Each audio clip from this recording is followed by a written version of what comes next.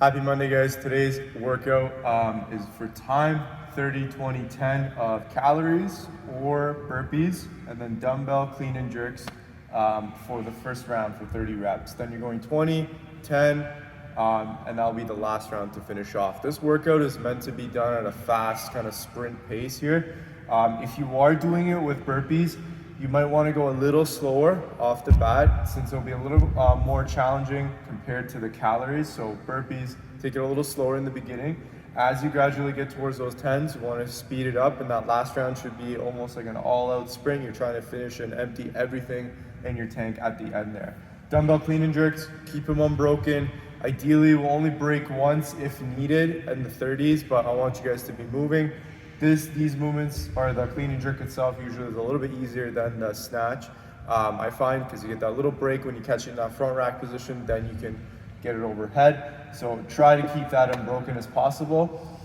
Goal is to finish underneath 10 minutes. So you want to keep that pace nice and fast. If you are doing it with the calories, I would say you're probably going to finish around that 6 to 8 minute mark. If you're doing it with burpees, you'll probably be a little closer to that 10-minute mark. After this workout, guys, we're going to cool down, so slow down that system with some stretches. We're going to go 2-minute glute stretch per side, and then going into that frog stretch, stretching out that groin, really trying to open up the hips a little bit, getting nice and loose there. This will be a good kind of start to your week to get yourself ready for the workouts to come. Hope you guys enjoyed today's workout and the afterburner. We'll see you guys next for the warm-up video. All right, guys, we're here for the warm-up. So we're gonna start off with an active lat stretch. So get you guys just coming down to the floor. Probably done this one before in class. We're gonna reach the opposite corner of our body there, and we're gonna push our lat down to the floor, so in the opposite direction of our hand. And as we're here, I want you guys to kind of pull that shoulder blade in and then push that shoulder blade away as you're doing that stretch. So we're gonna go 60 seconds, just alternate between those two positions, trying to lengthen the lat as much as you can and trying to get some activation in that scap. Once you're done 60 seconds on one side, repeat on the same on the opposite side. Then we're going to go into our warm-up, which is 10 down to 2 of reps for plank scap retractions, Bulgarian squats, and strict overhead press. So for the plank scap retractions, guys, you're going to get into that plank off your forearms. Stay nice and static, core tucked in. We're going to drop those shoulders in, so we're going to let those shoulders kind of sink down. And then we're going to push those shoulder blades away as much as we can and separate them on our mid-back. And as we're doing this, guys, we don't want to let our hips sag, so make sure you're keeping that core tight. You want to move just through those shoulder blades. Another way to think about that, guys, when you're on the ground, think about pushing your forearms into the floor as you're pushing away, and then getting relaxed in those shoulder blades as you're coming down. Just make sure you're in that nice plank. We're going to be doing 10 reps to start off. Then we're going to go into some Bulgarian squats. We're going to go for 10 per side here. So with those Bulgarian squats, find an object where you can elevate that one foot.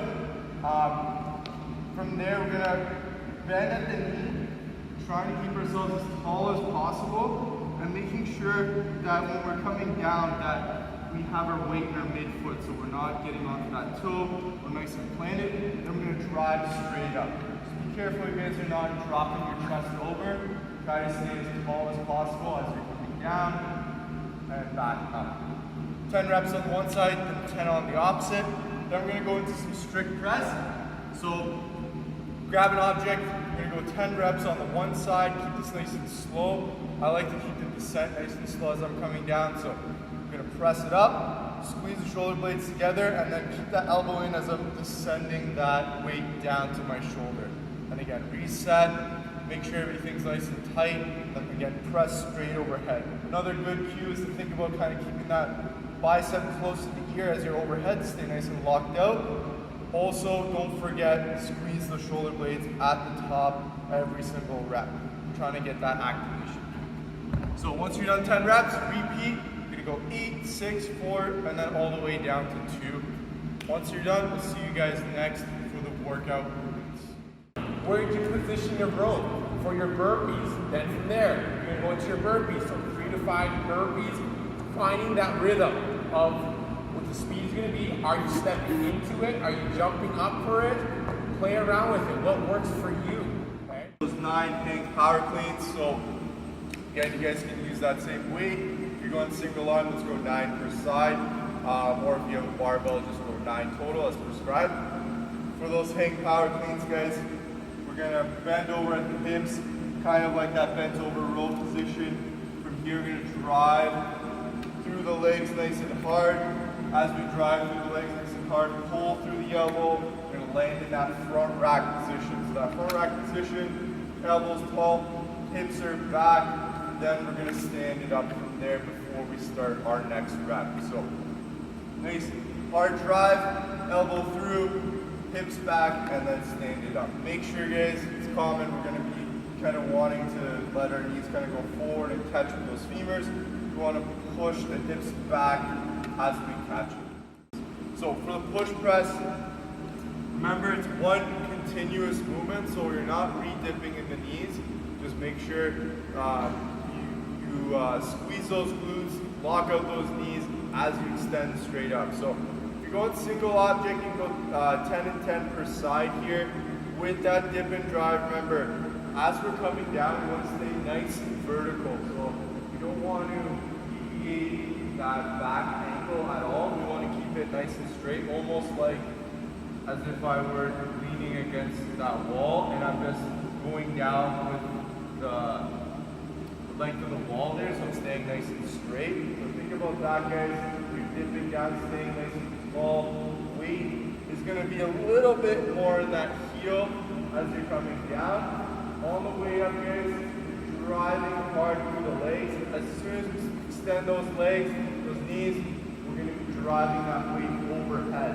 And again, once we're over here, squeeze the shoulder blades together, make sure they're back and down before you start that next rep. You can go continuously or you can stop in that front rack position if you need to reset.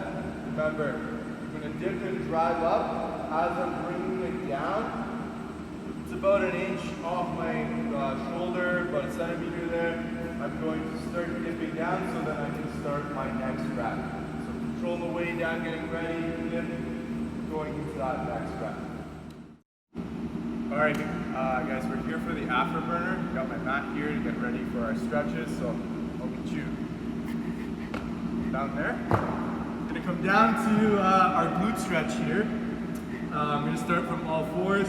We're going to cross that one leg perpendicular to our body, kind of getting into that pigeon stretch. That back knee is gonna be close to the ankle. Then we're gonna sit our hips back and kind of fish around in that position, trying to stretch out this glute. So I'm gonna move back to the side, play around with it, see where I feel that stretch the most, and kind of hang out in that position. Once you do 2 minutes on that one side, switch and do 2 minutes again on the opposite side, same position there, ankle close to the knee, sit back, kind of fish around until you feel that stretch. I feel it when I go out to the side more, so see if that works better for you, or you can play around going just further back. Once you finish 2 minutes per side, we're gonna go for 2 minutes in that frog stretch. So on our knees here, try to use something that's soft so it's easier on the knees, especially on the inside of the knees. We're gonna go wide with our knees there until we feel a stretch in our groin. And then from here, we're gonna push our hips back and you'll start to feel a stretch in those hip flexors, in that psoas muscle. Try to mess around with going back and then taking a break, go back until you feel that stretch. You can kind of twist that back a little bit in that position. See what feels best for you, trying to target that groin a little bit more with the frog stretch. So 2 minutes for both stretches today. Hope you guys enjoyed the workout, and we'll see you guys tomorrow for